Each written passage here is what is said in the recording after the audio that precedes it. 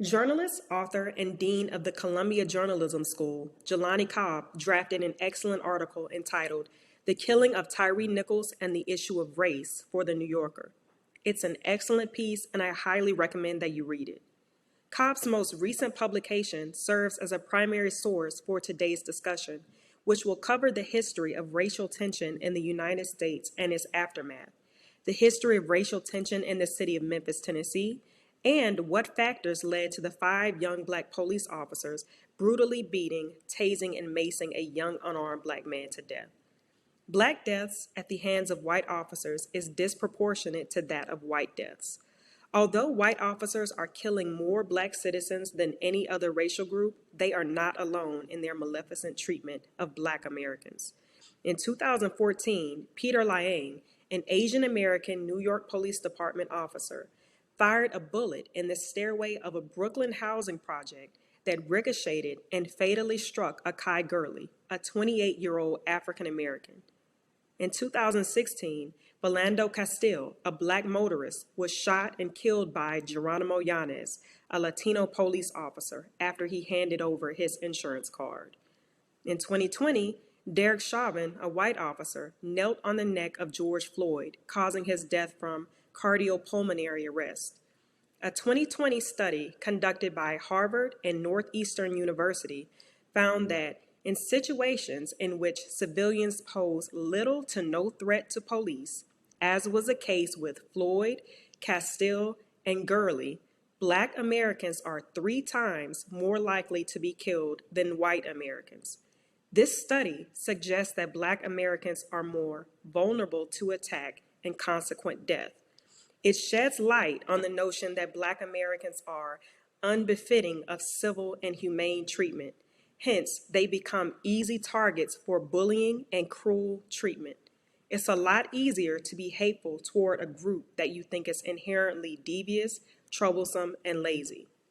The 5 officers charged in Nichols' death were aged between 24 and 32. 3 of them attended college, and 2 belonged to Omega Psi Phi, a historically black fraternity dedicated to service, particularly in the black community. 5 of Tyre's killers were in his same peer group and race, yet the footage of their brutal attack on him did not reveal any signs that they viewed him as a brother or a member of their community. They were well aware of the trauma and pain that the black community has experienced as a result of death by way of police brutality. In spite of this prior knowledge, they chose to be willing participants in the merciless execution of yet another innocent black man. Cobb details the Memphis Police Department's long history of tensions with African Americans. He writes, quote, "The city hired 9 black officers following a series of incidents in which white officers killed black residents, and one particularly egregious case in which a white officer beat a pregnant black woman in front of her home for reportedly failing to show proper deference to him.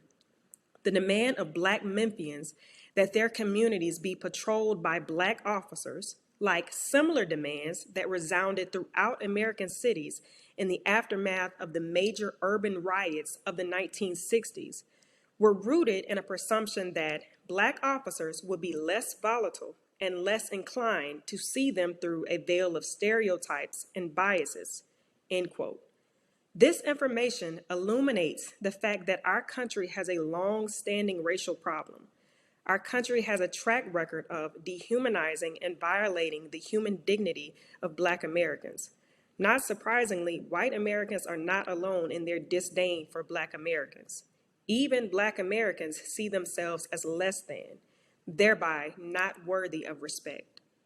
As stated in Cobb's article, quote, "In 1897, W.E.B. Du Bois noted that among the most corrosive effects of racism was its tendency to make its victims see themselves through the eyes of people who hold them in contempt.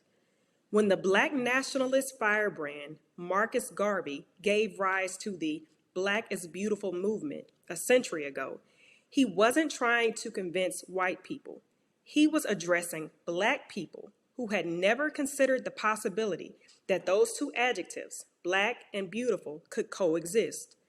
The famous doll test, designed by Kenneth and Mamie Clark, which Thurgood Marshall used in arguing Brown versus Board of Education, emphasized the ways that black children internalized the belief that white dolls, and implicitly white people, were better and more beautiful than black ones.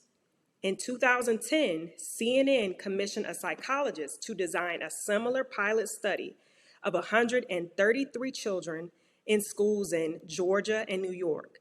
The white children associated whiteness with positive attributes at a high rate.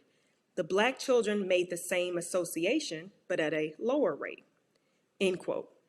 Through mistreatment, denial of civil rights, denial of human rights, and production of vile propaganda portraying black Americans as brute caricatures, ignorant buffoons, or mischievous crooks who were not to be trusted, our country's shameful history has largely, if not wholly, contributed to today's tense climate and negative attitudes toward black Americans. Throughout history, black authors, activists, and leaders have worked to challenge derogatory stereotypes against the black community, as well as promote black excellence and black pride. Upon arriving in this country hundreds of years ago, black people have had to fight and at times die for the right to be treated as human beings. As it stands, the battle is not over. Since the initial charges were brought upon the 5 men deemed most responsible for Tyre's death, the following actions have occurred. 2 additional officers on the scene have been fired. 3 members of the Memphis Fire Department have been fired for violating policies and protocols, and the Scorpion unit has been disbanded. The charges were announced much swifter than in similar instances in the past. The police chief has worked expeditiously to, or perhaps appear to, clean house of unprincipled staff. After all the protest, political promises of change, talks of police reform and police defunding, implementation of anti-bias training, here we are again. Another senseless act of police violence that resulted in the death of an unarmed citizen. Yes, subsequent acts of damage control have improved, but when will damage prevention start? Truly, are you any more confident that change is imminent?